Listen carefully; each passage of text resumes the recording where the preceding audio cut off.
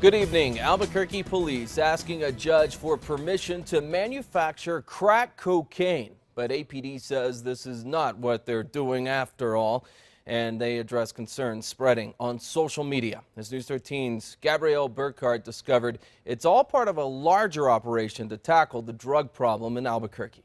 We're not out there making drugs, and we're not putting drugs out onto the street. That's what veteran narcotics detective Brian Salih with the Albuquerque Police Department wants the public to understand when it comes to how detectives tackle drug problems in the city. And this is an operation that's done by other departments around the country. He's referring to APD's reversal operation, when undercovers sell drugs to make arrests and curb crime. APD says it's nothing new. In the 90s was when a lot of street level drugs were being sold, where you had 10 or 15 people stand on street corners in some residential areas. And that's when we first started doing these back in 92, 93.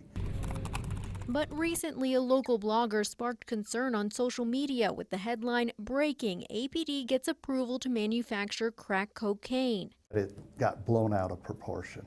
In the decades they've done these busts, Salih says APD has never manufactured crack. A court order gives APD permission to take drugs from its evidence unit to sell. Salih points out drugs used in buy-bust operations are only from cases which have been adjudicated and the evidence set to be destroyed. We do it in a very controlled environment. Plus, they have to come to us. We're not going to anybody and encourage anybody to buy it.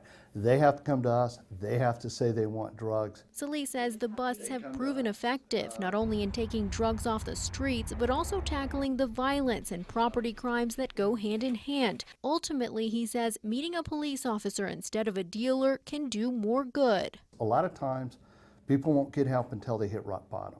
Now they got an opportunity to get help. Gabrielle Burkhart, KRQE News 13. While APD does have permission to manufacture crack if needed for these operations, the department says it's never had to since the drug is, unfortunately, frequently confiscated.